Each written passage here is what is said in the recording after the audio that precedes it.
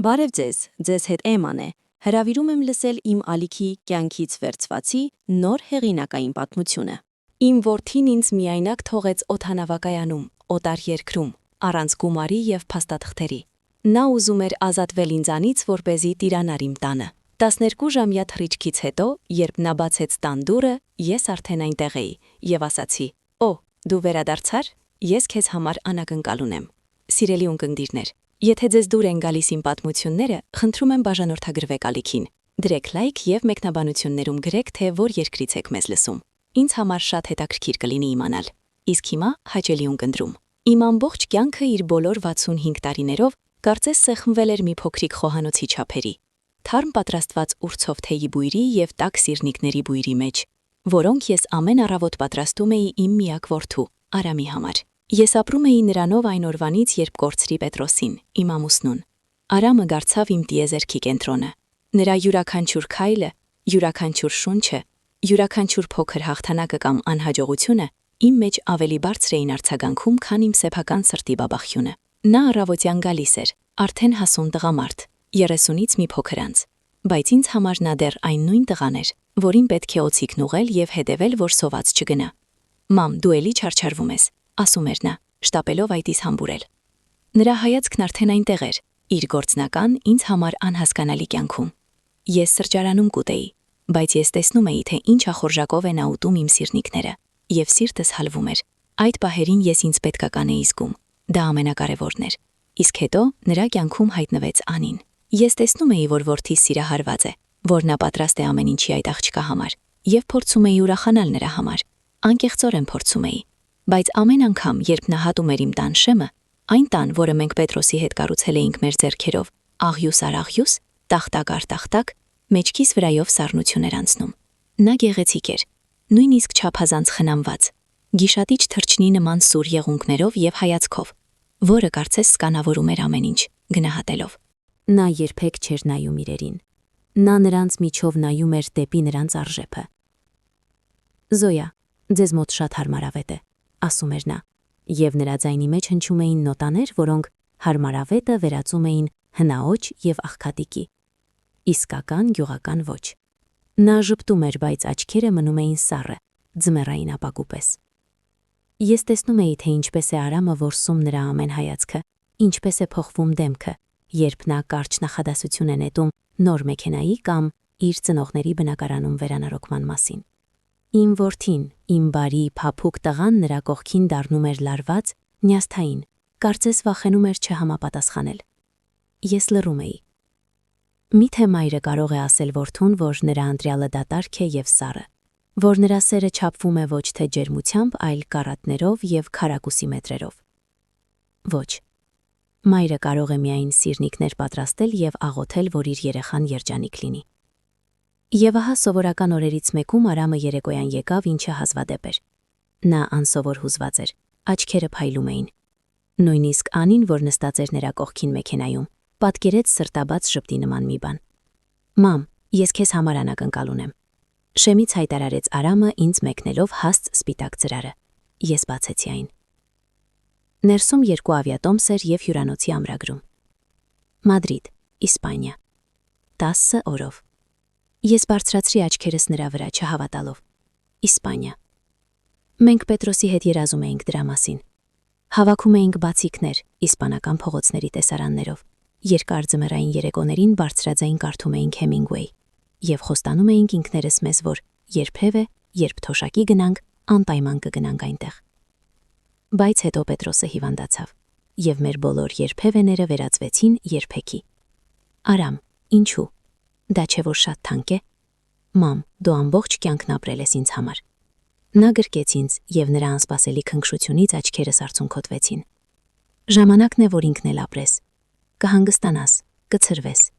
Դու արժանի ես։ Անին ամեն ինչ կազմակերպել էր։ Ես նայեցի Անիին։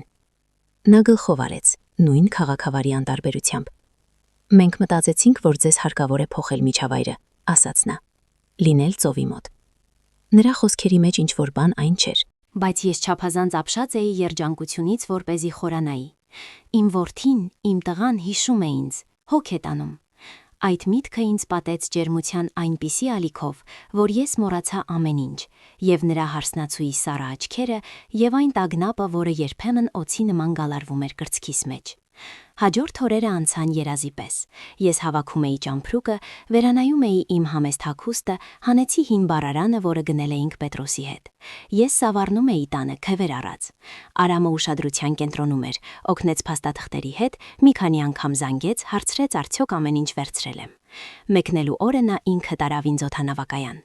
Դու միայն մի անհանգստացիր, մամ։ Հյուրանոցում ամեն ինչ վճարված է։ Պարզապես կհանգստանանք, կզբոսնենք, կվայելենք արևը։ Ինքնաթիռում ես նստած էի պատուհանի մոտ եւ նայում էի ներքևում լողացող ամպերին, ձնե դաշտերի նման։ Ես ինձ աշխարհի ամենաերջանիկ մայրն էի զգում։ Իմ ամբողջ կյանքը զոհաբերությունների շարան էր։ Ես հրաժարվել էի փայլուն կարիերայից, որպեսզի ինձ նվիրեմ ընտանիքին։ Խնամել էի հիվանդ ամուսնուս մինչև վերջին շունչը, իմ ամբողջ հոգին դրել էի որդուս մեջ։ Եվ ահա հիմա ինձ թվում էր, որ այդ ամենը իզուր չէր։ Ահա եւ երախտագիտությունը, ահա եւ երջանկությունը։ Մադրիդի բարախաս օդանավակայանը ինձ ապշեցրեց ձայների որոտով, պայծառ լույսով եւ անծանոթ հոտերով։ Հսկայական եռուզերով լի այն ապրում էր իր սեփական անհասկանալի կյանքով։ Ես մի փոքր շփոթվեցի, ավելի ամուր սեղմելով պայուսակս։ Այսպես, հիմա վերցնենք ուղեբեռը, գործնական ասաց Արամը։ Մամ, բռնիր իմ բաճկոնը, թե չէ շոք է, եւ արի ես վերցնեմ քո պայուսակը, դնեմ իմ ուսապարկի մեջ, որպեսզի ամբողի մեջ չխլեն, այստեղ ժողովուրդը տարբեր է։ Նրա խոսքերը հնչեցին այնքան բնական, այնքան հոգատար։ Ես պատրաստակամորեն տվեցի նրան իմ պայուսակը, որտեղ ամեն ինչ կար՝ անձնագիր, հեռախոս, դրամապալակ, կանխիկ գումարով եւ քարտով, վերադարձի տոմսը։ Նա ամփույթ նետեց այն իր ուսապարկի մեջ, ինձ ձեռքերին գցեց իր բավականին ծանր բաճկոնը եւ ժպտաց։ Ես արագ, միայն վերցնեմ ճամփրուկը ժապավենից, այն մեկը համար 7։ Կանգնիր հենց այստեղ եւ ոչ միտեղ մի գնա։ Լավ, ես իսկույն։ Նա ցույց տվեց ուղեբեռի ստացման ժապավենը մեզանից 50 մետր հեռավորության վրա եւ գնաց դեպի ամբոխը, որը հավաքվել էր կարուսելի մոտ։ Ես նայում էի նրա հետևից, գրկած նրա բաճկոնը եւ զգում էի, թե ինչպես եմ լցվում հպարտությամբ եւ քնքշությամբ։ Ինչ հոգատար է։ Անցավ 10 րոպե։ Ժապավենը կանգ առավ։ Մարդիկ վերցրեցին իրենց ճամփրուկները եւ ցրվեցին։ Արամը չկար։ Երևի մեր ճամփրուկը ավելի ուշ դուրս կգա, մտածեցի ես։ Անցավ եւս 20 րոպե։ Կարուսելի մոտ հայտնվեցին նոր ուղևորներ մեկ այլ չվերթից։ Ես սկսեցի անհանգստանալ։ Միգուցե նա գնացել է զուգարան, կամ նրա ճամփրուկը կորել է եւ նա պարզաբանում է կորուստների ծառայությունում։ Անցավ 1 ժամ։ Օդանավակայանի աղմուկը սկսեց ճնշել ականջներս։ Ես կանգնած էի նույն տեղում ինչպես մեղված, ձեռքերիս մեջ սեղմած նրա բաճկոնը։ Ես նայում էի յուրաքանչյուր դեմքի, յուրաքանչյուր տղամարդու, որը հասակով եւ կազմվածքով նման էր որդուս։ Բայց նա չկար։ Անցավ 2 ժամ։ Օդքերս դարձել էին կապարե։ Խուճապը սկսեց սառը գնդի նման մոտենալ կոկորդիս։ Ես իսպաներենից ոչ մի բառ չգիտեի, բացի օլայից եւ գրասիասից։ Իմ անգլերենը, որ ժամանակին ազատ էր, տանը նստելու տարիների ընթացքում ժանգոտել եւ թաքնվել էր հիշողությանս ամենահեռավոր անկյուններում։ Ես չունեի ոչ հեռախոս, որպեսի զանգահարեի, ոչ գումար, որպեսի մի շիշ ջուր գնեի, ոչ փաստաթղթեր, որպեսի օգնության համար դիմեի ինչ-որ մեկին։ Ես բացարձակապես ամբողջովին մենակ էի օտար երկրում, այս հսկայական աղմկող մրջնանոցում։ Անցավ 3 ժամ։ Ես դեռ կանգնած էի, որպես մայրական հիմարության հուշարձան, նույն տեղում, բայց իմ մեջ ինչ-որ բան սկսեց փոխվել։ Խուճապը չվերածվեց հիստերիայի, վախը չպարալիզեց։ Փոխարենը այն սկսեց բյուրեղանալ, վերածվելով ինչ-որ պինդ, սառը եւ սուր բանի։ Ես գլխումս պտտում էի վերջին տեսարանը, նրա ժպիտը, նրա հոգատար խոսքերը։ Արի ես վերցնեմ քո պայուսակը, որպեսի ամբոխի մեջ չխլեն։ Անսպասելի առատաձեռնություն։ Ուղևորությունը, որը կազմակերպել էր Անին, որը իմ տանը նայում էր գնահատող հայացքով։ Եվ հանկարծ ես հասկացա, դա պատահականություն չէր։ Նա չէր կորել, նրան չէին կողոպտել, նա չէր մոլորվել, նա պարզապես գնացել էր։ Նա վերցրեց իմ փաստաթղթերը, իմ գումարը, իմ հեռախոսը։ Եվ թողեց ինձ այստեղ մենակ, միտումնավոր։ Այդ պահին օդանավակայանի ականջ խլացնող աղմուկը հանկարծ մարեց։ Հազարավոր ձայներ, դիսպեչերների հայտարարություններ, ճամփրուկների անիվների դղրդյուն։ Այդ ամենը միաձուլվեց մի հավասար հեռավոր աղմուկի, որն այլևս ինձ հետ ոչ մի կապ չուներ։ 20 տարվա հանգիստ տնային կյանքը, այրի եւ մայր լինելու կյանքը, թափվեցին ինձնից, հին անպետք ծեփի նման։ Կույր մայրական սիրո քողը, որը փակել էր աչքերս, հալվեց, եւ դրա տակից երևաց այն կինը, որը ես ժամանակին եղել էի։ Կին, որը 20 տարի կառավարել է երկրի խոշորագույն ավիաընկերություններից մեկի ամենաբարդ լոգիստիկ հանգույցը։ Կին, որի համար օդանավակայանի քաոսը ոչ թե վախեցնող տարերք էր, այլ փոփոխականների հստակ համակարգ։ Կին, որի ուղեղը ստրեսային իրավիճակում չէր անջատվում, այլ ընդհակառակը, սկսում էր աշխատել անխնա, սառը ճշգրտությամբ։ Ես դադարեցի լինել Արամի մայրը։ Ես կրկին դարձա Զոյա Դեմիրչյանը։ Եվ առաջին միտքս, ինչ պետք է անեմ ներ, այլ այսպես գնահատենք իրավիճակը։ Առաջին հերթին ես բացեցի մատներս։ Արամի բաճկոնը, ծանր, նրա օծանելիքի, սանդալի եւ ինչ-որ նորաձև ցիտրուսի խառնուրդի հոտով ընկավ օդանավակայանի անթերի մաքուր հատակին։ Ես նույնիսկ չնայեցի դրան։ Այդ ժեստը իմ 3 ժամի ապշահարության վերջակետն էր։ Ես ինձնից դեն նետեցի ոչ թե պարզապես կտոր, ես ինձնից դեն նետեցի Զոհի դերը։ Խուճապը շքեղություն է, շքեղություն, որը ես չէի կարող ինձ թույլ տալ։ Այն այրում է թանկարժեք էներգիան, մթագնում է միտքը, տանում է դեպի սխալների։ Իսկ ես սխալվելու իրավունք չունեի, ոչ մեկի։ Ես խորը դանդաղ շունչ քաշեցի,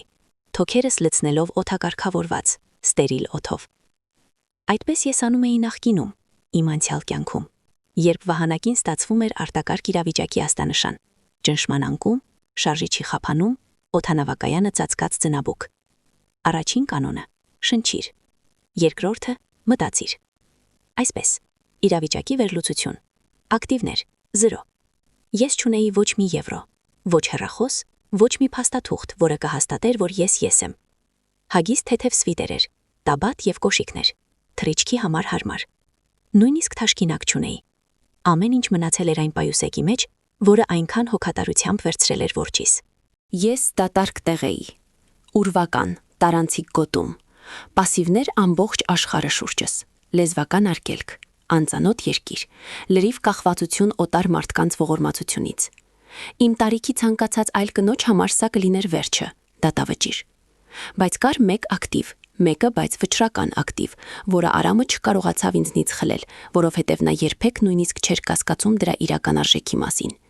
որը նա իր մեծամտության եւ ինձ նկատմամբ վերևից նայող վերաբերմունքի մեջ պարզապես աչքաթող արեց։ Իմ միտքը, իմ հիշողությունը եւ իմ գիտելիքները։ Նրա աչքերում ես վաղուց վերածվել էի անվնաս պարավի, որը ճրջրում է վարարանի մոտ, մոր, որի աշխարհը սահմանափակված է կարկանդակների բաղադրատոմսերով եւ գործելու սխեմաներով։ Նա մոռացավ։ Նա պարզապես մոռացավ, թե ով էի ես նախքան ինձ տանը նվիրելը։ Նա մոռացավ, որ կառավարելով լոգիստիկան ես բանակցություններ էի վարում դիսպեչերների հետ Փարիզում, վերգետնյա ծառայությունների հետ Ֆրանկֆուրտում, ներկայացուցիչների հետ Հռոմն եւ Մադրիդում։ Նա մոռացավ, որ իմ ազատ անգլերենը եղել է սառցապեկորի միայն գագաթը։ Դրա տակ թաքնված էին լիովին աշխատանքային գերմաներենը, սաուն ֆրանսերենը եւ գրեթե հարազատ իսպաներենը, որը ես խղկել էի մինչև փայլ լատինաամերիկյան ուղղությունների հետ աշխատելու տարիներին։ Որդիս ինձ բերեց Իսպանիա, վստահ լինելով, որ ես այստեղ համրեմ, ձկան պես։ Ինչ հեգնանք։ Այդ ամենը գիտակցելով ես զգացի, թե ինչպես իմ մեջ ինչ-որ բան ուղղվեց։ Ես ֆիզիկապես զգացի, թե ինչպես են ուղղվում ուսերս, ինչպես է ավելի պինդ դառնում քայլվածքս։ Ես նայեցի շուրջս արդեն այլ աչքերով, ոչ թե մոլորված զբոսաշրջիկի, այլ պրոֆեսիոնալի աչքերով։ Ես տեսնում էի ոչ թե քաոսային ամբոխ, այլ ուղևորա հոսքեր։ Ես կարդում էի ոչ թե պարզապես ցուցանակներ, այլ տերմինալի նավիգացիոն լոգիստիկան։ Ամեն ինչ իր տեղն ընկավ։ Այս աշխարհը ինձ ծանոթ էր, ես գիտեի դրա օրենքները։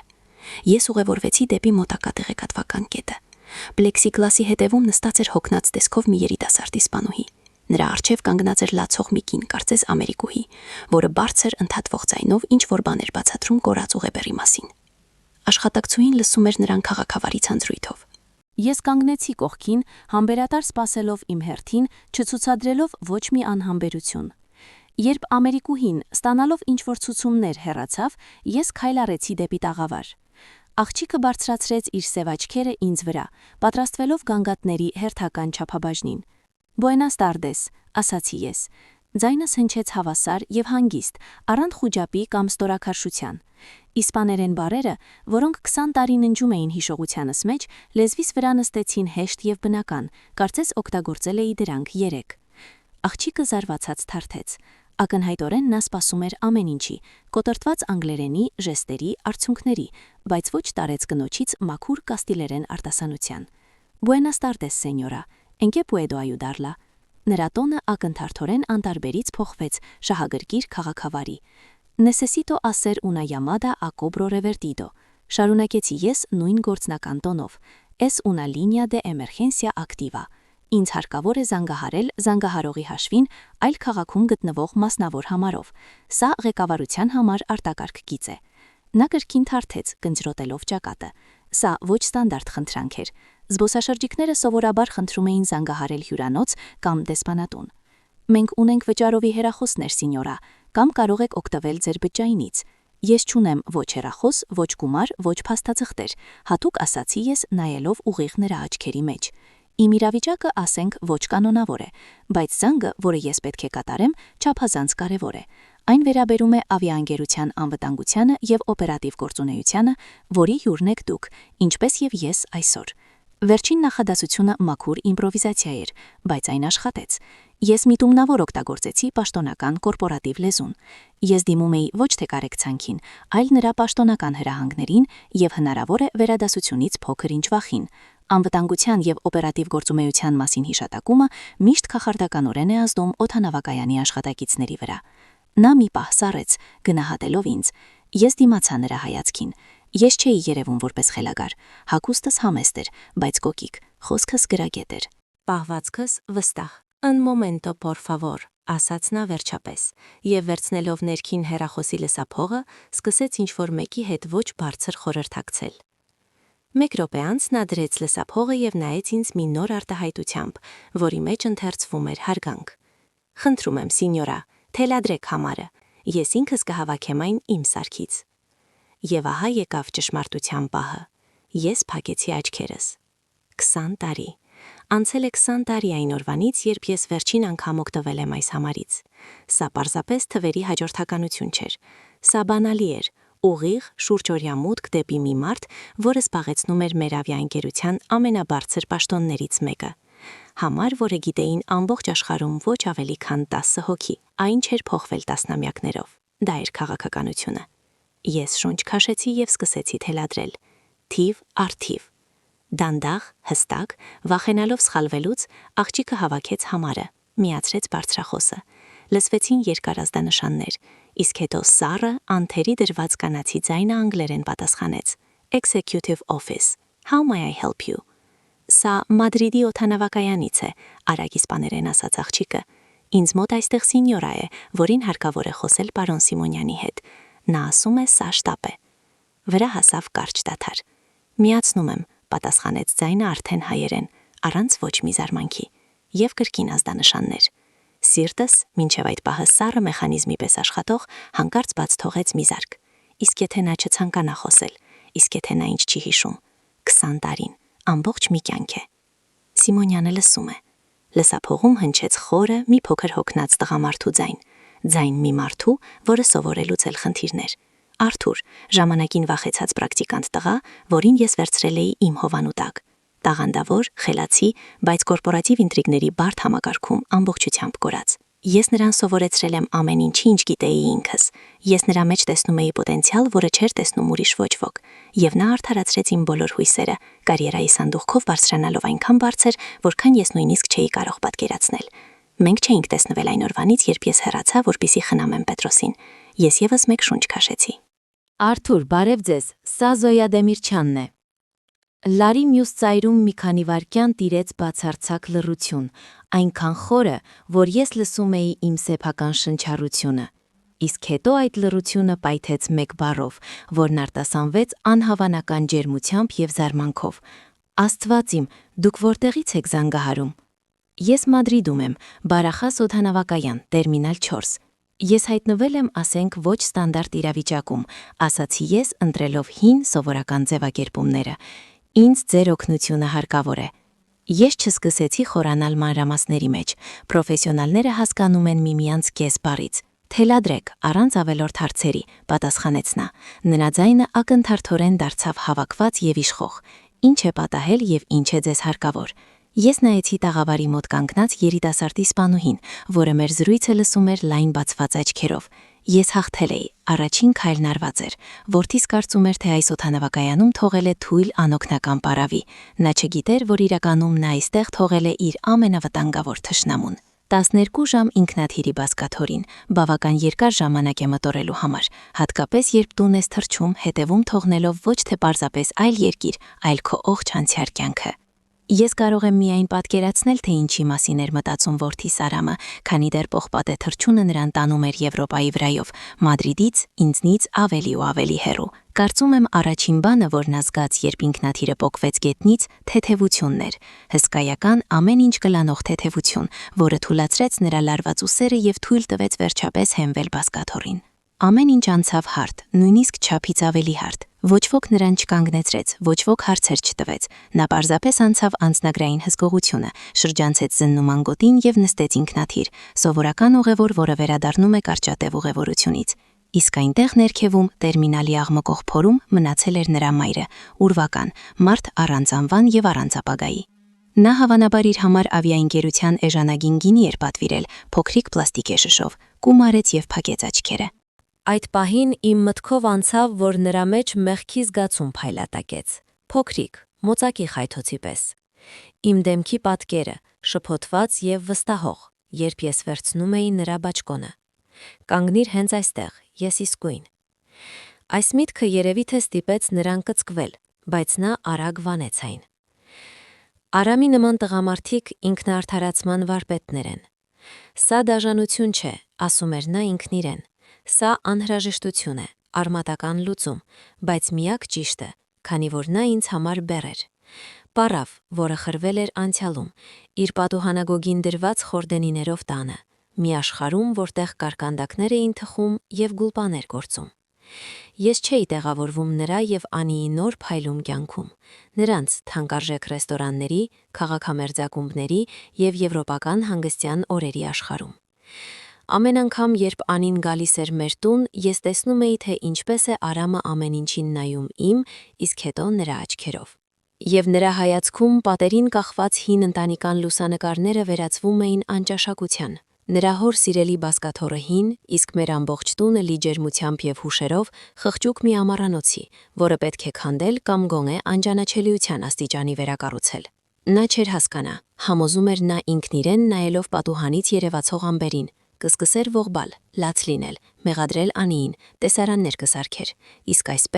այսպես նույնիսկ ավելի մարդկային է։ Նա պատկերացնում էր ինձ թափարելիս օդանավակայանում, մոլորված, վախեցած, լեզուն չիմացող։ Նա երևակայում էր, թե ինչպես եմ ես հեկեկալով փորձում ինչ-որ բան բացատրել անտարբերոստիկանին կոտրտված հայերենով, թե ինչպես են ինձ տանում միգրանտների ինչ-որ կենտրոն։ Դրանից հետո նրա երևակայությունը նկարում էր բյուրոկրատական դժոխքի շաբաթներ, նույնիսկ ամիսներ, հարցումներ դեսպանատուն, ստուգումներ ինքնության հաստատում։ Մինչ իսպանական իշխանությունները կհասկանային ով եմ ես և պետական հաշվին կուղարկեին տուն, ամեն ինչ արդեն ավարտված կլիներ։ Նա բացարձակապես վստահ էր իմ անօգնականության մեջ, քանի որ տեսնում էր այն ամեն օր։ Նա տեսնում էր, թե ինչպես եմ ես դժվարությամբ յուրացնում նոր հեռախոսը, որն ինձ էր նվիրել, թե ինչպես եմ խնդրում օգնել վճարել հաշիվների ինտերնետով, թե ինչպես եմ շփոթվում, երբ խոսքը գնում է խանութ գնալուց ավելի բարդ բանի մասին։ Նրա համար ես հնություն էի, քաղցր, բայց ժամանակակից կյանքին բացարձակապես անհարմարված։ Եվ իմ այդ անհարմարվածությունը նրա պլանի հիմնաքարն էր։ Այն նրա հաջողության երաշխիքն էր։ Մեր ուղևորությունից մեկ շաբաթ առաջ նա հանդիպեց իրավաբանի, ոչ թե հին ընտանեկան փաստաբանի, որը ճանաչում էր ինձ և Պետրոսին 40 տարի, այլ մի երիտասարդ և ցինիկ փաստաբանի, որին խորհուրդ էր տվել Անին։ Նա նրան բերեց լիազորագիր, գլխավոր լիազորագիր, իմ ամբողջ ունեցվածքը կառավարելու համար, իբրև թե ստորագրված իմ ձեռքով։ Ստորագրությունը իհարկե կեղծ էր։ Արամը երկար մարզվել էր, կրկնօրինակելով իմ գանգուրները թեյով թրջված անձեռոցիկի վրա։ Նրան դա թվաց հնարամտության գագաթնակետը։ Փաստաթուղթը ուժի մեջ կմտնի, հենց որ մենք այն ներկայացնենք համապատասխան մարմիններին, բացատրեց նրան իրավաբանը թանկարժեք գրիչով թակելով սեղանը։ Բայց ես խորհուրդ չէի տա դա անել անմիջապես։ Ինչու՞, հարցրեց Արամը։ Որովհետև ձեր մայրը կարող է պարզապես գալ և հետ կանչել լիազորագիրը։ Մեզ հարկավոր է փաստ, որը դա անհնար կդարձնի, օրինակ նրա պաշտոնական անհետացումը։ Պլանը պարզ էր եւ ինչպես թվաց Արամին հանջագեղ։ Մադրիդ ժամանելուց 72 ժամ անց նա ոստիկանություն հայտարարություն կներկայացնի մոր անհետացման մասին։ Գնացել է հանգստանալու եւ կապի դուրս չի գալիս։ Ես շատ եմ անհանգստանում։ Նա կխաղա վշտից կոտրված որդու դերը։ Ոստիկանությունը կսկսի որոնումները, կուղարկի հարցումներ։ Իսկ մինչ այդ, մինչ բյուրոկրատական մեքենան դանդաղ կսկսի աշխատել, նրա իրավաբանը կակտիվացնի լիազորագիրը։ Այն հիմքով, որ գույքի սեփականատերը անհայտ կորել է եւ չի կարող կատարել իր պարտականությունները, նա կստանա տան նկատմամբ լիակատար վերահսկողություն։ Տան, որը Անին արդեն մտովի ներկել էր նորաձև մոխրագույն գույնով եւ կահավորել սկանդինավյան կատալոգի կահույքով։ Սա ոչ թե ինձ համար է, մտածում էր Արամը, խմելով գինին։ Սա մեր ապագա ընտանիքի համար է։ Երեխաներին պետք է դաստիարակել նորմալ պայմաններում, այլ ոչ թե այս թանգարանում։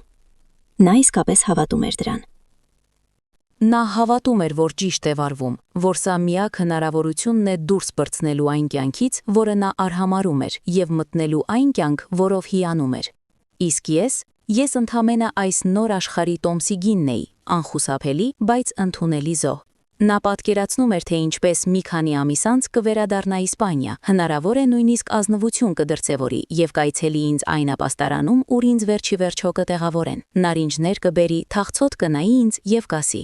«Դե տեսնում ես, մամ, իսկ դու վախենում էիր, քո մասին չէ որ հոգ են տանում»։ Եվ նրա աղավաղված դրամաբանության մեջ դա ողորմածության ակտ կլինի։ Նա ոչ թե պարզապես լքել էր ինձ, նա կարգավորել էր իմ կյանքը։ Ինքնաթիռը սկսեց վայրեջքը։ Արամը նայեց ներքև, հարազատ քաղաքի լույսերին, որոնք փրված էին անverջ գորգի պես։ Նա զգաց ուժերի հոսք։ Առջևում նրան սպասում էր Անին, առջևում նրան սպասում էր նրա տունը։ Պլանը կատարյալ էր աշխատել։ Նա ավելի խելացի էր, ավելի խորամանկ, ավելի ուժեղ։ Նա հաղթել էր։ Նրա աշխարհում, որտեղ հինը եւ թույլը պետք է զիջեն ճանապարհը նորին եւ ուժեղին, ամեն ինչ բացարձակ դրամաբանական էր։ Նա բացարձակ հանգիստ էր։ Նա վստահ էր իր լիակատար եւ վերջնական հաղթանակի մեջ։ Ես ավարտեցի խոսակցությունը եւ դանդաղ լսափողը դրեցի այն ապարատի վրա, որը ինձ էր մեկնել տաղավարի աղջիկը։ Նա ինձ էր նայում լայն բացված աչքերով։ Նրա հոգնածությունը եւ մասնագիտական անտարբերությունը անհետացել էին առանց հետքի։ Այժմ նրա հայացքում ընթերցվում էր մաքուր, գրեթե մանկական զարմանք։ Ես նրա համար դադարեցի լինել պարզապես սինյորա, տարեցօտարերկրուհի, որը հայտնվել էր դժբախտության մեջ։ Ես դարձա արեղծված։ «Ձեզ ջուր բերեմ», հարցրեց նա գրեթե շշուկով։ «Շնորհակալություն, հարկավոր չէ»։ Ես թեթև ժպտացի նրան։ «Պարզապես կսպասենք»։ Եվ մենք սպասեցինք, ոչ երկար, 10 րոպե, ոչ ավել։ Այդ ընթացքում ես չշարժվեցի տեղից, չցուցադրեցի ոչ մի անհամբերություն։ Ես պարզապես կանգնած էի եւ դիտում էի օդանավակայանի կյանքը, որն այլևս ինձ թշնամական չէր թվում։ Այն կրկին դարձավ ինձ համար այն, ինչ միշտ եղել էր։ Բարդ, բայց հասկանալի մեխանիզմ։ Իսկ հետո ես տեսա նրան։ Բարձրահասակ տղամարդ, անթերի կարված մուգ կոստյումով, որը առանձնանում էր զբոսաշրջիկների գունագեղ ամբոխի մեջ, ինչպես ֆլագման նավ ձկնորսական նավակների մեջ։ Նա շարժվում էր արագ, նպատակասլաց, եւ նրա հետևից հազիվ հասցնում էին ավիաընկերության համազգեստով 2 աշխատակիցներ։ Նա մոտեցավ ուղիղ մեր տաղավարին եւ անտեսելով աղջիկ օպերատորին դիմեց ուղիղ ինձ։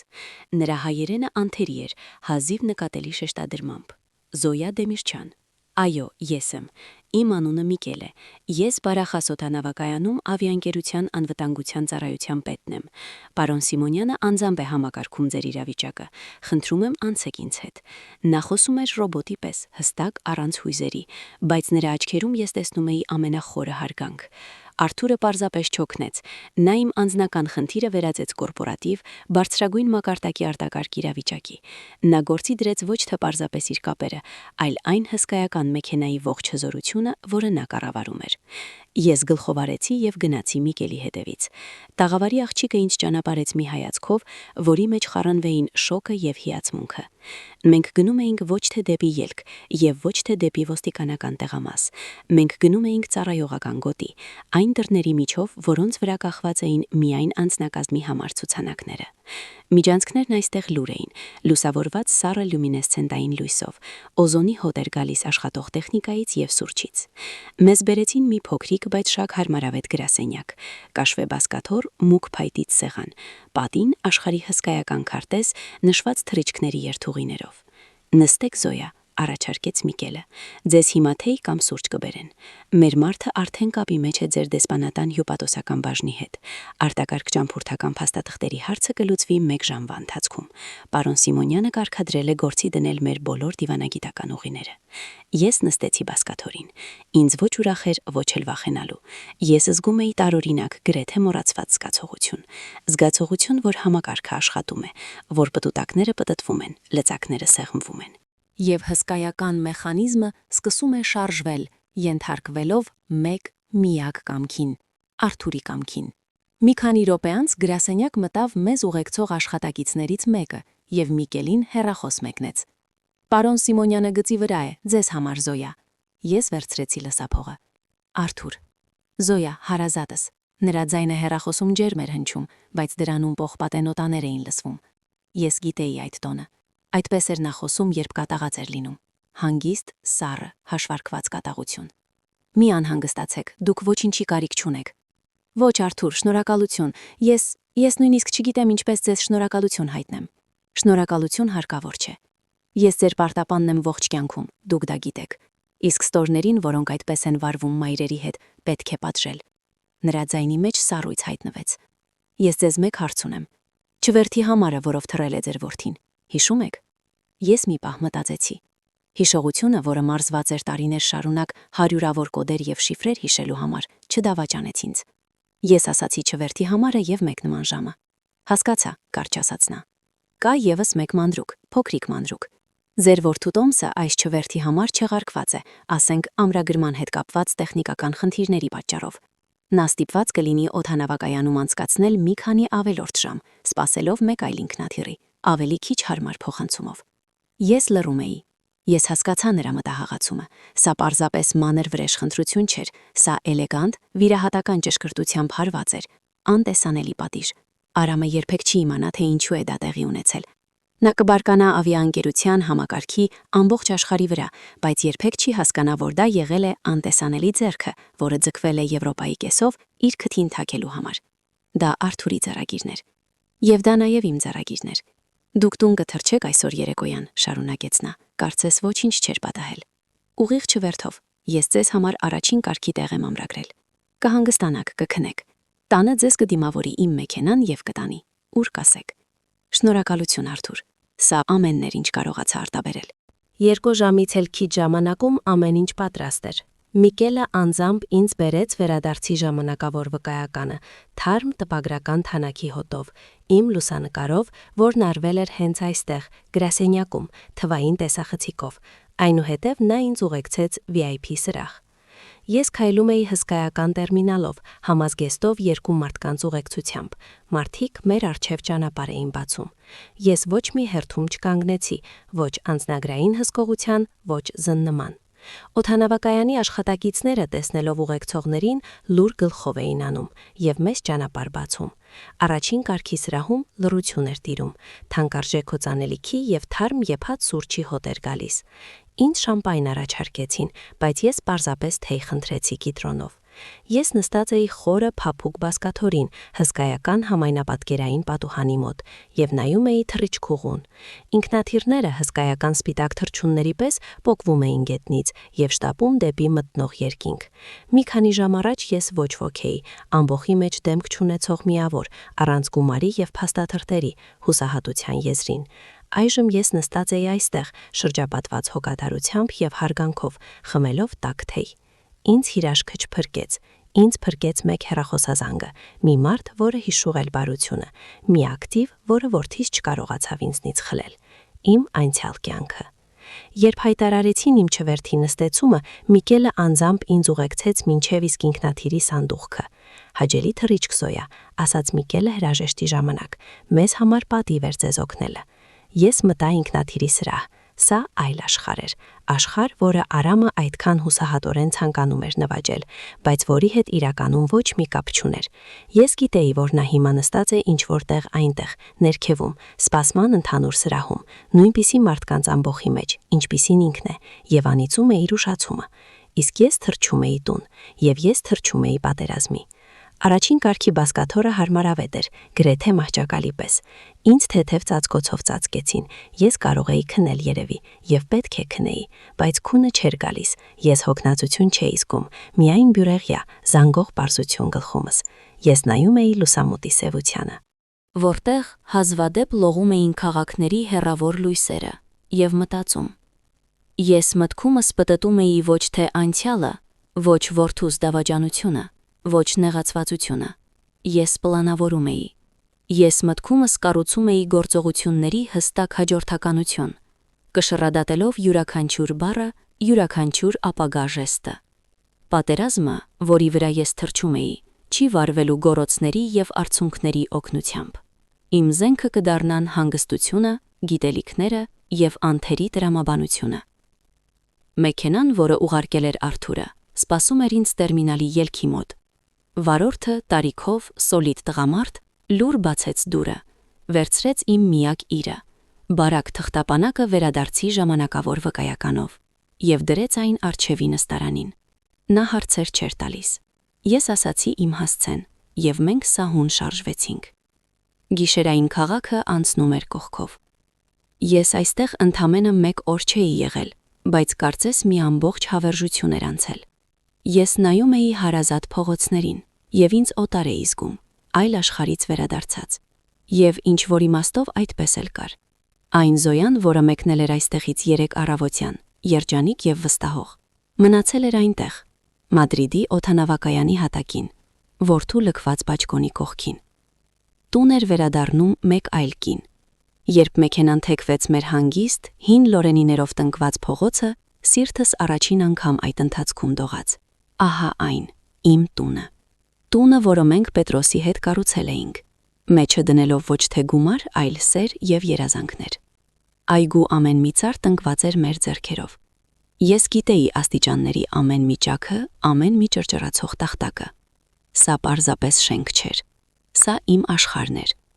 Աշխարհը, որը իմ որդին որոշել էր ինձնից խլել։ Ես վճարեցի վարորդին։ Արթուրը հոգացել էր նաև դրա մասին, ինձ ապահովելով կանխիկ գումարով ծրարով առաջին օրերի համար։ Եվ մոտեցա դրանը։ Բանալին տաբատիս կրպանում էր։ Միակ բանը, որ Արամը մոռացավ ինձնից խլել, որովհետև այն առանձին գրպանուկում էր, այլ ոչ թե պայուսակի մեջ։ Մանրուք։ Բայց երբեմն հենց այդպիսի մանրուքներն են որոշում ամբողջ ճակատամարտի ելքը։ Բանալին դրան մեջ պտտվեց սովորական ճռճռոցով։ Ես ներս մտա։ Լռություն։ Ես չվառեցի վերին լույսը, անցա հյուրասենյակ եւ վառեցի միայն բազկաթոռի կողքի հին լամպը։ Նրա մեղմ դեղին լույսը կիսախավարից դուրս բերեց հարազատ ուրվագծերը։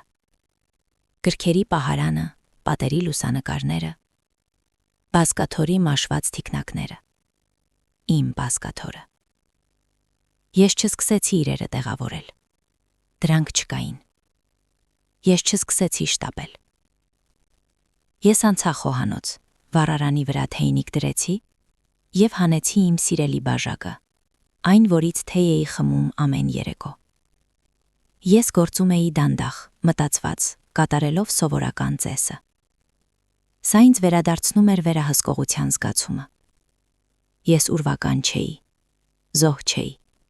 Ես իմ տան տիրուհինն էի։ Տաք բուրումնավետ թեյով բաժակով ես վերադարձա հյուրասենյակ եւ նստեցի բազկաթոռին։ Ես գիտեի, որ ժամանակ ունեմ։ Արթուրի տեխնիկական խնդիրների շնորհիվ Արամի չվերթը վայրեջք կկատարի իմից մի քանի ժամ ուշ։ Ես առնվազն 3 ժամի պաշար ունեի, 3 ժամ լռություն, փոթորկից առաջ։ Ես նստած էի, ականջ դնելով հին պատի ժամացույցի տկտկոցին։ Տկ-տկ, տկ-տկ։ Ժամանակը չափում էր ոչ թե րոպեներ, այլ որդուս քեյլերը։ Ահա նա անցավ անձնագրային հսկողությունը, գրգռված եւ հոգնած։ Ահա նա սպասում է իր ուղեբեռին, նյարդային նայելով ժամացույցին։ Ահա նա դուրս է գալիս օդանավակայանից, շնչում է գիշերային խոնավոթը եւ զգում է էյֆորիա։ Ազատություն, հաղթանակ։ Նա նստում է տաքսի, ասում է իմ հասցեն, արդեն համարելով այն իրենը։ Ամբողջ ճանապարհին նա հավանաբար երազում է։ Երազում է այն մասին, թե ինչպես վաղը առավոտյան կզանգահարի Անիին եւ կասի. «Վերջ սիրելիս, տունը մերն է»։ Նա պատկերացնում է, թե ինչպես են նրանք քանդելու այս պատը, թե ինչպես են դեն նետելու իմ պարավական կահույքը, թե ինչպես են այստեղ գցելու նորաձև սիզամարկ։ Նրա մտքերում ես այլևս գոյություն չունեմ։ Ես ջնջված եմ, չեղարկված։ Ժամացույցի տկտկոցը ինձ թվում էր հետհաշվարկ։ Ես ատելություն չէի զգում։ Դա կլիներ չափազանց պարզ, չափազանց վատնող, էներգիայի համար։ Ես զգում էի միայն սառը, անտարբեր վճռականություն, բարդ վիրահատությունից առաջ վիրաբույժի նման։ Իմ որդին ինձ համար այլևս որդի չէր։ Նա դարձավ խնդիր, առաջադրանք, որը պետք է լուծել ինձ համար նվազագույն կորուստներով եւ առավելագույն արդյունավետությամբ։ Դրսից լսվեց մոտեցող մեքենայի աղմուկ, տաքսու դուռը փակվեց, այնուհետև լուռ քայլեր խճճված արահետով։ Ես չշարժվեցի, շնչառությունս հավասար էր, զարկերակը հանգիստ։ Բանալին դրան մեջ, նույն ձայնը, որը լսել էի 1 ժամ առաջ, բայց ինչ տարբեր իմաստ կար դրանում։ Այն ժամանակ դա տուն վերադարձեր, այժմ ներխուժում։ Դուռը բացվեց։ Արամը քայլ արեց շեմի վրայով, գցեց պայուսակը հատակին։ Նրա շարժումներում կար տիրոջ հոգնած, բայց ինքնագոհ թուլություն։ Նա կանխազգում էր այդ պահը, երբ կմտնի դատարկ վուրտուն եւ կգիտակցի, որ հիմա դա իր տարածքն է։ Նա եւս 1 քայլ արեց եւ սառեց։ Լամպի լույսը ընկնում էր ինձ վրա, սենյակի մնացած մասը թողնելով կիսախավարում։ Ես նստած էի իմ բազկաթոռին, ձեռքիս թեյի բաժակը եւ նայում էի նրան։ Ես վեր չկացա։ Ոչ մի բառ չասացի։ Ես պարզապես նայում էի։ Երևի ես այնպիսի տեսք ունեի, կարծես ոչ մի տեղ էլ չէի մեկնել։ Կարծես ես այդպես նստած էի 3 եւ նախորդ օրը եւ ողջ իմ կյանքում։ Այս պատկերը այնքան անհնար էր, այնքան հակասող նրա կառուցած ամբողջ իրականությանը, որ նրա ուղեղը, ես տեսնում էի դա նրա դեմքից, պարզապես հրաժարվեց այն ընդունել։ Նրա դեմքի հոգնած էյֆորիան փոխարինվեց շփոթմունքով, այնուհետև կորստի զգացումով, իսկ հետո կենթանական, նախնադարյան սարսափով։ Նրա դեմքը դարձավ սպիտակ ինչպես սավանը, աչքերը լայնացան։ Նա նայում էր ինձ ոչ թե որպես մոր, այլ որպես ուրվականի, որպես գերեզմանից հարություն արած մերյալի։ Աշխարհը, որը նա այդքան մանրակրկիտ կառուցել էր իր գլխում վերջին 12 ժամվա ընթացքում, փլվեց միակնընթարթում։ Նրա ամբողջ վստահությունը, ամբողջ խորամանկությունը, ամբողջ հաղթանակը փոշիացան անհնարին, անմտածելի ճշմարտության դեմ։ Նա ոչ թե պարզապես հաշվարկների մեջ էր սխալվել, նա սխալվել էր հենց էության մեջ։ Նա կարծում էր, որ պատմության հնոցի մեջ է նետում մի թույլ, անօգնական պարավի, ապագայի ճանապարհը իր համար մաքրելու համար։ Եվ միայն հիմա, նայելով ինձ, իր սեփական տան լռության մեջ նստած, նա սկսեց հասկանալ։ Նա չի ազատվել բեռից։ Նա արթնացրեց մի ուժ, որի գոյության մասին անգամ չէր կասկածում։ Ուժ, որն ավելի հին էր, ավելի խելացի եւ ավելի անողոք, քան այն ամենը, ինչի հետ նա երբևէ բախվել էր իր խղճուկ, էգոիստական կյանքում։ Սենյակի լռությունը դարձավ խիտ ու ծանր, թավշյա վարագույրի պես։ Այն ճնշում էր, զանգում ականջներում։ Նա կանգնած էր շեմին վերածկելով աղե արձանի, եւ ես տեսնում էի, թե ինչպես նրա աչքերում հուսահատորեն պայքարում են մտքերը, փորձելով գտնել կատարվողի թեկուզ որևէ տրամաբանական բացատրություն։ Միթե սա հոգնածությունից առաջացած պատրանք է։ Միթե նա սխալվել է տան հարցում։ Միթե նա պարզապես խելագարվել է։ Ես դանդաղ, նրանից հայացքս չկտրելով, թեից մի փոքրիկ կում արեցի։ Տաք հեղուկը այրեց քիմքս, վերադարձնելով ինձ իրականություն, հողին կապելով։ Ես բաժակը դրեցի սկուտեղի վրա, եւ ճենապակու թեթև զնգոցը կտրեց լռությունը վիրաբուժական դանակի պես։ Այս ձայնը կարծես նրան դուրս բերեց ցնցումից։ Նա ցնցվեց, եւ նրա շուրթերը անձայն շարժվեցին, փորձելով ձևավորել բառը։ Մայր։ Ես թույլ տվեցի շուրթերիս անկյուններին թեթևակի բարձրանալ շպիտի մեջ։ Ոչ ջերմ, ոչ էլ մայրական։ Սա այն մարդու ժպիտն էր, որը գիտի պարտիայի ելքը շատ առաջ դրա սկսվելուց։ Օ, դու վերադարձար։ Ձայնս հնչեց հավասար, գրեթե ուրախ, Կարծես ես իսկապես ուրախ էի տեսնել գործուղումից վերադարձած որդուս։ Իսկ ես արդեն հոգնել էի սպասելուց։ Ես քեզ համար անակնկալ ունեմ։ Խոսքերս այնքան առօրյա, այնքան տնային, այս անհնարին իրավիճակում ունեցան պայթած ռումբի էֆեկտ։ Նա ցնցվեց, կարծես հարվածից։ Ես գլխիս թեթև շարժումով մատնանշեցի բասկաթորիս կողքին դրված սեղանիկը։ Դրա բայլեցված մակերեսին դրված էր թանկարժեք թղթից պատրաստված հաստ պինդ ծրար։ Ահա, ասացի ես նույն հանգիստ խոսակցական տոնով։ Նվեր, ինչ որ առումով, պատասխան։ Նա չէր շարժվում, հայացքը գամված էր ինձ։ Նա ծրարին չէր նայում։ Նա վախենում էր։ Ինչ է սա։ Վերջապես դուրս մղեց նա։ Ձայնը խրպոտ էր, օտար։ Մի վախեցիր, մոտեցիր, մեղմ ասացի ես։ Դու չէ որ իմ տանն ես։ Թե արդեն ոչ։ Սա ստիպեց նրան քայլ անել։ Հետո ևս մեկը։ Նա շարժվում էր որպես մարիոնետ, որպես երազում։ Հատեց սենյակը եւ կանգ առավ սեղանի մոտ։ Հայացքը ընկավ ծրարին։ Դրա վրա ոչ հասցե կար, ոչ անուն։ Պարզապես սպիտակ անանուն ուղղանկյուն։ Բայց դրանից այնպիսի սպառնալիք էր փչում, որ նա ակամա հետ քաշվեց։ Բացիր, հրամայեցի ես։ Նա չհամարձակվեց չհնազանդվել։ Դողացող մատներով նա բռնեց ծրարի փականը, պատռեց այն։ Ներսում պաշտոնական թղթեր էին, տպված պաշտոնական ձևաթղթերի վրա, հաստատված ստորագրություններով ու կնիքներով։ Նա հանեց առաջին թերթը։ Ես տեսնում էի, թե ինչպես են աչքերը վազում իրավաբանական տեքստի տողերով, չհասկանալով, իսկ հետո վերջապես գտնելով ծանոթ բառերը։ Ծանուցում, գլխավոր լիազորագիրը չեղարկելու մասին։ Խարդախության նշանների հայտնաբերման հոդվածով գործ հարուցելու կապակցությամբ։ Թղթերը ընկան նրա թուլացած մատներից և սպիտակ տերևների պես ցրվեցին գորգի վրա։ Ինչպես, շշնջաց նա, ինձ վրա ուղղելով խելագար հայացք։ Սա անհնար է։ Ես գլուխս մի փոքր թեքեցի, հետաքրքրությամբ զննելով նրան, ինչպես տարօրինակ մի միջատի։ Ինչու՞։ Որովհետև ես հին հիմար կին եմ, որը չի հասկանում փաստաթղթերից։ Որովհետև դու վստահ էիր, որ ես շաբաթներ, եթե ոչ ամիսներ կնստեմ իսպանական անօթևանների ապաստարանում, սպասելով արտաքսման։ Դու վատ մտածեցիր պլանը որդիս։ Շատ վատ։ Ես թեից ևս մեկ գումարեցի։ Արի վերլուծենք քո սխալները, լոգիստիկայի տեսանկյունից իհարկե։ Սխալ համար 1. Դու թերագնահատեցիր հակառակորդին։ Դու քո դիմաց տեսնում էիր մոր, այլ ոչ թե այն մարդուն, որը ես էի։ Դու մոռացար, թե որտեղ եւ ում հետ եմ աշխատել։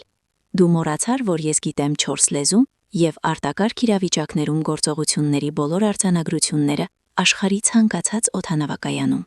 Դու հաշվից դուրս թողեցիր իմ գլխավոր ակտիվը։ Նա լռում էր, ագահորեն օդ կլանելով։ Սխալ համար 2. Դու ինձ համար ընտրեցիր այդ ավիաընկերությունը։ Դու ինձ տոմս գնեցիր մի փոխադրողից, որտեղ ամեն երկրորդ բարձր օղակի ղեկավարը իմ նախկին աշակերտն է կամ գործընկերը։ Մեկ զանգ։ Ինձ պետք եղավ ընդամենը մեկ զանգ, որպեսզի այդ հսկայական կորպորատիվ մեքենայի ողջ հզորությունը աշխատի իմ օգտին։ Մինչ դու թռչում էիր տուն վստահ քո հաղթանակի մեջ, ինձ արդեն դիվանագիտական փաստաթղթեր էին ձևակերպում, իսկ անվտանգության ծառայության պետը անձամբ ինձ ուղեկցում էր առաջին կարգ։ Նրա դեմքը աղավաղվեց։ Նա սկսեց հասկանալ։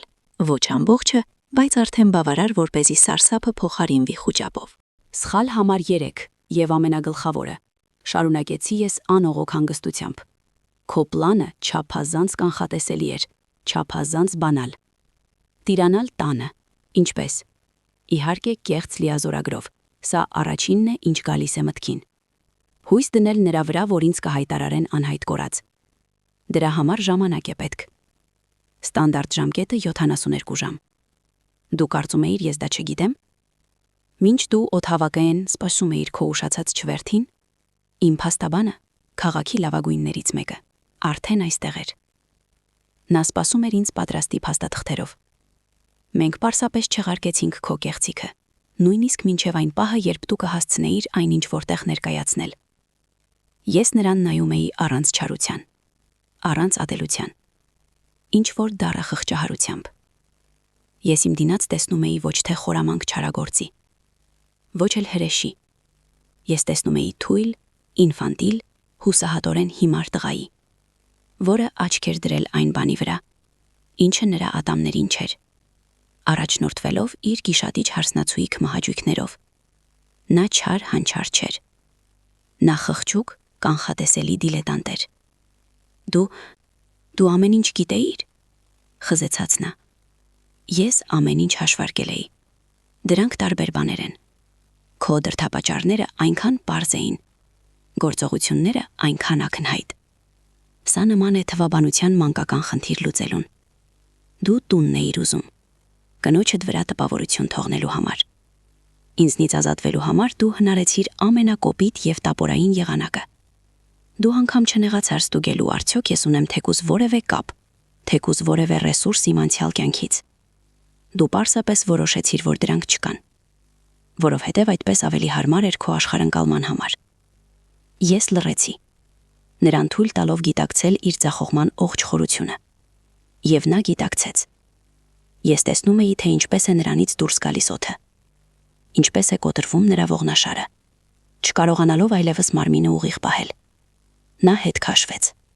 եւ ծանր ընկավ դիմացի բազկաթորի մեջ, հենց այն, որում սիրում էր նստել նրա հայրը։ Նա գլուխը բռնեց ձեռքերով, ուսերը ցնցվեցին։ Նա չէր լալիս, նա պարզապես կոտևեց։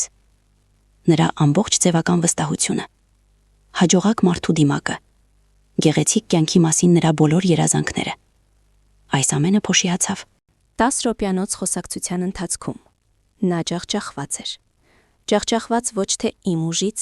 այլ սեփական աննշանության գիտակցումից։ Նա պարտվեց ոչ թե այն պատճառով, որ ես ավելի ուժեղ էի, այլ այն պատճառով, որ նա անտանելի, խայտառակորեն թույլ էր։ Եվ այս գիտելիքը նրա համար ավելի սարսափելի էր, քան ցանկացած բանտ։ Ես նայում էի, թե ինչպես է նա նստած, կծկված հոր բազկաթոռում, եւ ոչինչ չէի զգում։ Ոչ չարախնդություն, ոչ բավարարվածություն, միայն դատարկություն։ Դատարկություն այն տեղում, որտեղ նախկինում մայրական սերն էր։ Այն ոչ թե պարզապես հեռացել էր, այն այրվել էր մինչև հիմքը, իրենից հետո թողնելով ստերիլ, սառը մոխիր։ Ես վեր կացա, վերցրեցի բաժակս եւ գնացի խոհանոց։ Ես գիտեի, որ այս ակտը դեռ ավարտված չէ։ Պիեսում կար եւս մեկ կերպար, այս խղճուկ ներկայացման գլխավոր ռեժիսորը։ Ես լվանում էի բաժակը, երբ լսեցի, որ մուտքի մոտ կրկին մեքենա կանգնեց։ Այն շարժվում էր ավելի վստահ, ավելի թանկ։ Շարժիչը հանգեց ազնվական թրթրոցով։ Դուռը բախվեց։ Թեթև արագ քայլեր արահետով, այնուհետև դրան կարճ պահանջատիրական զանգ։ Արամը հյուրասենյակում նույնիսկ չշարժվեց։ Նա իր սեփական փոքրիկ դժոխքում էր, ապշած եւ կուրացած։ Զանգը հնչեց կրկին, ավելի հաստատակամ։ Ես ձեռքերս սրբեցի սրբիչով եւ գնացի բացելու։ Շեմին կանգնած էր անին։ Նա հագնված էր տոնի համար, էլեգանտ կեսատ, մազերը թանկարժեք սանրվածքի մեջ, ձեռքերին շամպայնի շիշ։ Տեսնելով ինձ, նա մի պահ սառեց։ Նրա իդեալականորեն նկարված շպիտը թրթրաց եւ քարացավ։ Բայց ի տարբերություն Արամի, նրա շոկը տևեց ոչ ավելի քան 1 վայրկյան։ Նա պատրաստված էր այլ, ավելի ամուր եւ սառը նյութից։ Զարմանքը նրա աչքերում արագ փոխարինվեց սառը գնահատականով, իսկ այնուհետև հազիվ թաքցված կատաղությամբ։ Զոյա, արտաբերեց նա։ Նրա ձայնը բաժակի մեջ սառցաբեկորների զնգոցի պես էր։ Դուք ինչ եք անում այստեղ։ Ապրում եմ, պարզ պատասխանեցի ես, հենվելով դրան կողաշրջանակին։ Իսկ դուք, ես հասկանում եմ, եկել եք տոնելու նորաբնակությունը։ Ներս եկեք, ձեր գործընկերն արդեն այստեղ է։ Ես հետ քաշվեցի, նրան ներս թողնելով։ Նա մտավ եւ նրա հայացքը անմիջապես խրվեց հատակին ցրված թղթերի մեջ, իսկ հետո բազկաթոռում Արամի կքված կերպարանքի մեջ։ Նա ամեն ինչ հասկացավ մեկ ակնթարթում։ Նրա դեմքը քարացավ։ Ինչ է այստեղ կատարվում։ Սառցե տոնով հարցրեց նա, դիմելով ոչ թե ինձ, այլ Արամին։ Նա բարձրացրեց իր կորցրած արցունքոտ դեմքը։ Անի, ամեն ինչ կորած է։ Ես հասկանում եմ, խոսքը ձեր փոքրիկ ձեռնարկության ձախողման մասին է, դարձավ նա դեպի ինձ։ Նրա աչքերում չկար ոչ վախ, ոչ շփոթություն, միայն մաքուր, կենտրոնացված չարություն։ Սա դուք եք ամեն ինչ սարքել։ Ես ընդհանրապես արձագանքեցի այն հանգամանքներին, որոնք ստեղծել էր իմ որդին, հանգիստ պատասխանեցի ես։ Եվ այստեղ նա անցավ հարձակման։ Սա նրանց պաշտպանության վերջին գիծն էր, նրանց վերջին գամբիտը։ Երբ խորամանկությունը չի աշխատում, գործի են դրվում ուղակի սպառնալիքներն ու շանտաժը։ Դուք գոնե հասկանում եք, թե ինչ եք արել։ Ֆշշեցրեց նա, ինձ մոտենալով գրեթե մոտիկից։ Նրանից թանկարժեք օծանելիքի եւ սայրույթի հոտ էր գալիս։ Դուք որոշեցիք կոտրել ձեր սեփական որդու կյանքը։ Այս հին խրճիթի համար մենք ձեզ կտանք դատարան։ Մենք բոլորին կպատմենք, թե ով եք դուք իրականում։ Խելագար պարավ, որը տանջում է միակ երեխային։ Մենք կվարձենք լավագույն փաստաբաններին։ Նրանք կապացուցեն, որ դուք անմեղսունակ եք։ Մենք ձեզ կսնանկացնենք։ Դուք ձեր կյանքի մնացած օրերը կապրեք պետական աղքատանոցում։ Նա խոսում էր արագ, հաստատակամ, խոսքերը նետելով որպես թունավոր նետեր։ Նա փորձում էր ինձ վախեցնել, ճնշել, ստիպել զգալ ինձ մեղավոր։ Նա սովոր էր, որ մարդիկ նահանջում են իր ճնշման։ Այն վստահության առաջ, որը տալիս են իր ծնողների գումարներն ու կապերը։ Բայց նա սխալ հասցեով էր եկել։ Ես նրա ճառը լսում էի նույն անտարբեր հետաքրքրությամբ, ինչպես դիտում էի Արամի խուճապը։ Նրա սպառնալիքները նույնքան կանխատեսելի եւ բանալի էին, որքան նրա պլանը։ Ես չսկսեցի վիճել, չսկսեցի բղավելի պատասխան։ Ես պարզապես սպասեցի, երբ նա հոգնի եւ լուր ասացի. Դուք ավարտեցիք։ Նա կանգ առած շփոթված իմ հանգստությունից։ Լավ, ուրեմն թույլ տվեք ինձ մեկ զանգ կատարել։ Կարծում եմ այն հետաքրքիր կլինի նաեւ ձեզ համար։ Ես շակետիս գրպանից հանեցի բջջային հեռախոսը։ Ոչ թե այն, որը խեղդվել էր իմ պայուսակի հետ միասին, այլ մի պարզ կոճակավոր սարք, որն ինձ էր տվել Արթուրը։ Ես գրքույկում գտա միակ համարը, որը նա մուտքագրել էր այնտեղ, եւ սեղմեցի զանգի կոճակը։ Այնուհետև միացրեցի բարձրախոսը։ Հնչեց մեկ զանգ, եւ անմիջապես պատասխանեց Արթուրի ծանոթ իշխող ձայնը։ Զոյա, ամեն ինչ կարգին է։ Այո, Արթուր, ամեն ինչ լավ է, պատասխանեցի ես, նայելով ուղիղ Անիի զայրույթից նեղացած աչքերին։ Ես այստեղ հյուրեր ունեմ, որդիս եւ հարսնացուն։ Նա որոշ իրավաբանական սպառնալիքներ է հնչեցնում, ասում է, որ լավագույն փաստաբաններին կվարձի եւ կապացուցի իմ անմեղսունակությունը։ Ես մտածեցի, որ ձեզ, որպես մարդու, հետաքրքիր կլինի դա լսել։ Լարի մյուս կողմում մի քանի վայրկյան դադար տիրեց, իսկ հետո Արթուրը խոսեց։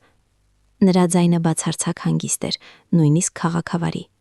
բայց դրանում այնպիսի սառցե հզորություն էր հնչում, որ կարծես սենյակում ջերմաստիճանը մի քանի աստիճանով ընկավ։ Բարի երեկո, արտաբերեց նա, դիմելով Անիին, կարծես նա կանգնած լիներ հենց իր առջև։ Իմ անունը Արթուր է, ես ավիաընկերության գործադիր տնօրենն եմ, ինչպես նաև Զոյայի հին ընկերը եւ գործընկերը։ Լավագույն փաստաբանների մասով շտապում եմ տեղեկացնել, որ Զոյայի շահերը ներկայացնում է իմ ընկերության իրավաբանական դեպարտամենտը, ամբողջ կազմով։ Վախենում եմ, ում փաստաբաններն էլ լինեն, նրանց ֆոնին կթվան ստաժոր ուսանողներ։ Անին սառեց։ Նրա դեմքը դանդաղ սկսեց գույնը կորցնել։ Անմեղսունակության մասով շարունակում էր Արթուրը նույն անողոք քաղաքավարի տոնով։ Ապա ես ձեռքիս տակ ունեմ ձեր փեսացու Արամի չվերթների ամբողջական ժամանակացույցը, ներառյալ Մադրիդից չեղարկված տոմսը եւ արտակարգ վերամրագրումը, ինչպես նաև Բարախաս օդանավակայանի անվտանգության ծառայության պետի եւ դեսպանատան մի քանի աշխատակիցների ցուցմունքները, որոնք անձամբ օգնել են Զոյային, ով հայտնվել էր օտար երկրում առանց փաստաթղթերի եւ գոյատևման միջոցների, անհայտ անձանց մեղքով։ Ես պատրաստ եմ անձամբ դատարանում ցուցմունք տալ այս բոլոր հանգամանքների վերաբերյալ։ Ինչպես եք կարծում, անմեղսունակության մասին ում պատմությունը դատավորի համար ավելի համոզիչ կհնչի։ Սա նոկաուտ էր, ամբողջական, բացարձակ։ Անին իմ ձեռքի հեռախոսին նայում էր ինչպես վիշապոցի։ Նա հասկացավ, որ խաղում է ոչ թե այդ դաշտում։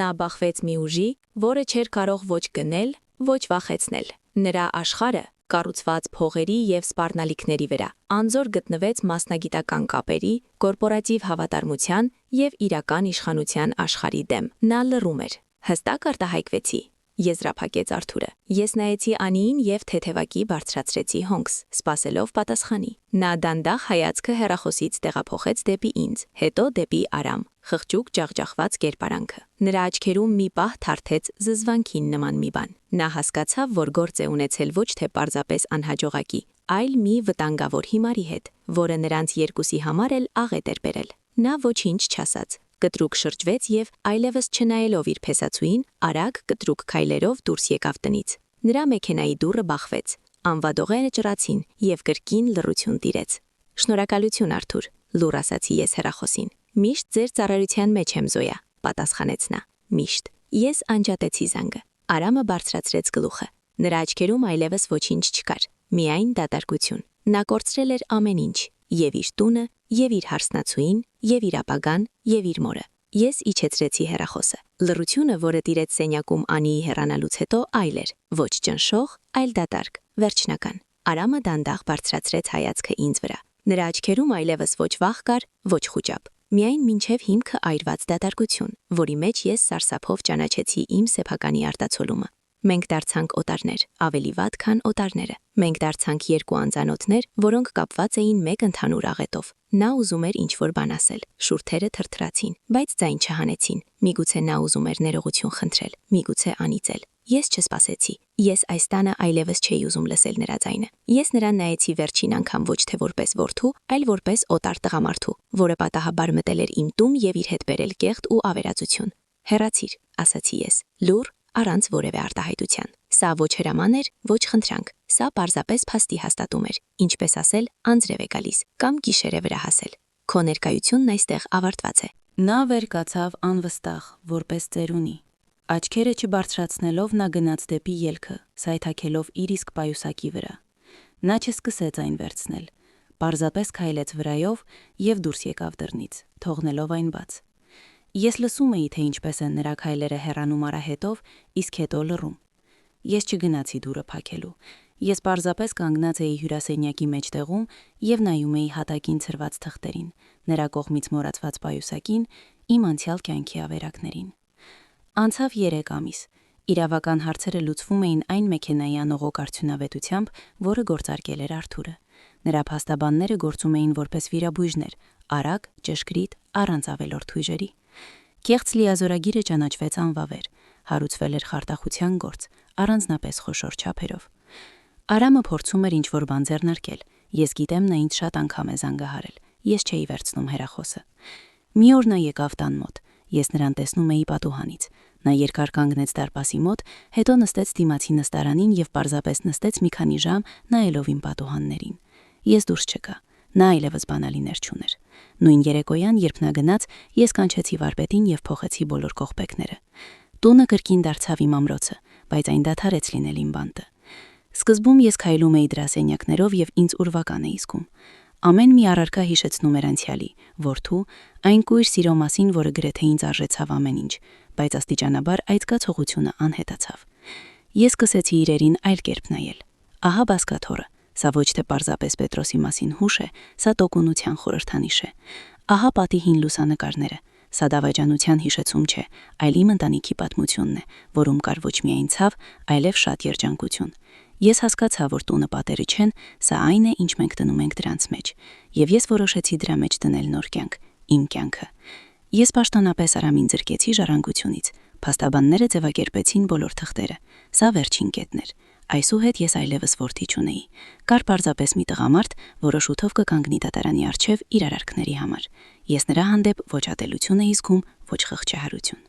Եվ ահա այսօր, 3 ամիս անց, ես նստած չեմ իմ հանգիստ տանը։ Ես նստած եմ երկրի գլխավոր օդանավակայանի առաջին կարգի հսկայական վույսով լցված սրահում։ Վայրեջք են կատարում եւ թռչում հսկայական լայներներ։ Իմ շուրջը տասնյակ լեզուներով ձայների հանգիստ աղմուկ է, բաժակների թեթև զնգոց։ Այս աշխարհը, որը ժամանակին իմ աշխատանքն էր, կրկին դարձավ իմ իրականությունը։ Իմ հեռախոսը թրթրում է, էկրանին Արթուր անունը։ Ես ժպտում եմ եւ պատասխանում. Դե ինչ, Զոյա, մտքներդ չեք փոխել։ Նրա ձայնը ջերմ է հնչում, ընկերական իրոնիայի նոտաներով։ Էլ ինչ, ծիծաղում եմ ես։ Ես նստած եմ վերջին 20 տարվա մեջ խմած լավագույն սուրճի բաժակով եւ նայում եմ ինքնաթիռներին։ Ինձ տանն եմ զգում։ Ահա սա ես ուզում էի լսել։ Նա նույնպես ծիծաղում է լարի մյուս կողմում։ Այլապես ես գրեթե վախեցել էի, որ դուք կորոշեք ձեր կյանքի վերջը ծաղկամաններում խորթենիներ աճեցնել ձեր այգում։ Խորթենին կսպասի։ Աշխարհը մեծ է, Արթուր։ Ես չափազանց երկար էի դրան նայում մի պատուհանից։ Ուր, հետո, Հռոմից հետո, միգուցե Լիսաբոն։ Այնտեղ օվկիանոսի վրա ապշեցուցիչ մայրամուտներ են։ Կտեսնենք։ Ես սուրճից մի կում եմ անում։ Ես այլևս պլաններ չեմ կառուցում մեկ թռիչքից հեռու, այդպես ավելի հետաքրքիր է։ Մենք եւս մի քանի րոպե զրուցում ենք ինչ-որ մանրուքների մասին։ Եղանակի, ինքնաթիռի նոր մոդելի մասին, որը նրա ընկերությունը շուտով գործարկելու է։ Մեր զրույցը թեթև է, անկաշկանդ։ Նա այլևս իմ փրկիցը չէ։ Նա իմ ընկերն է, միակ մարդը, որը ինձ մեջ տեսավ ոչ թե թույլ պարավի, այլ իրեն հավասար։ Ես ավարտում եմ զրույցը եւ հեռախոսը դնում սեղանին։ Դրա կողքին դրված է իմ նոր անձնագիրը եւ նստեցման կտրոնը։ Ես այն վերցնում եմ ձեռքս, հարթ պինդ թուղթ, նպատակակետը Հռոմ, բայց դա կարևոր չէ, սա կարող էր լինել ցանկացած քաղաք, ցանկացած երկիր, որդիս ինձ Մադրիդում թողնելով ցանկանում էր ինձ փակել բյուրոկրատիայի եւ մոռացության վանդակում, նա ուզում էր իմ աշխարհը դարձնել ավելի փոքր, քան անօթևանների ապաստարանի սենյակը, նա կարծում էր, որ ինձնից տուն է խնում, բայց իրականում նա ինձ վերադարձրեց ամբողջ աշխարհը, նա քանդեց այն միակ վանդակը, որում ես ապրում էի կամավոր, իմ ամեն ինչ կլանող մայրական սիրո վանդակը, նա կարծում էր, որ ինձ թևերը կտրում է։ Իսկ փոխարենը նա ստիպեց ինձ հիշել, որ ես ունեմ ոչ միայն թևեր, այլև գլխումս թռիչքների ամբողջ քարտեզը։ Ես նայում եմ իմ նստեցման կտրոնին։ Սա պարզապես տոմս չէ, սա անկախության հռչակագիր է։ Սա բոլոր դռների բանալին է։ Պատուհանից այն կողմ, խուլ աճող որոտով գետնից պոկվում է հերթական ինքնաթիռը։ Ինչ որ մեկի համար սա պարզապես աղմուկ է, ինձ համար սա ազատության ձայնն է։ Եվ ես ժպտում եմ, առջևում միայն երկինքն է։ Ահա եւ ավարտին հասավ Զոյայի պատմությունը։ Սարսափելի դավաճանության պատմություն, բայց միևնույն ժամանակ անհավատալի տոկունության եւ ուժի պատմություն, որը կարող է մարդու մեջ ննջել տասնամյակներ շարունակ։ Սպասելով իր ժամին, այն հիշեցնում է մեզ այն մասին, որ երբեք չարժե թերագնահատել մարդկանց, հատկապես նրանց, ում ինչպես մեզ թվում է, մենք ամենից լավ ենք ճանաչում։ Մոր հանգիստ ժպիտի ետևում, խոհանոցում տնտեսություն վարելու սովորության ետևում կարող է թաքնված լինել ռազմավարի խելք եւ զորավարի կամք։ Զոյան կորցրեց որդուն, բայց ձեռք բերեց ինքն իրեն եւ մի ամբողջ աշխարհ։ Հավելում. Իսկ դուք ինչպես եք կարծում, հարգելի ընկերներ, ճիշտ վարվեց Զոյան։ Մի կողմից նրա որդու արարքը հրեշավոր էր։ Նա ոչ թե պարզապես դավաճանեց նրան, նա փորձեց նրան ջնջել կյանքից։ Նրա պատասխանը վճռական էր եւ վերջնական։ Բայց մյուս կողմից ամբողջությամբ ջնջել միակ երեխային իր կյանքից սարսափելի քայլ է։ Արդյոք սա արդար հատուցում էր, թե սառը վրեժխնդրություն։ Արդյոք նա այլ ելք ուներ,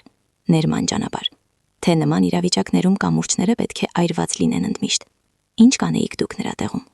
Հնարավոր է դուք ունեք ինչ-որ հարցեր կամ ձեզ հետաքրքրում է իմանալ ավելին այս պատմության ինչ-որ մանրամասների մասին։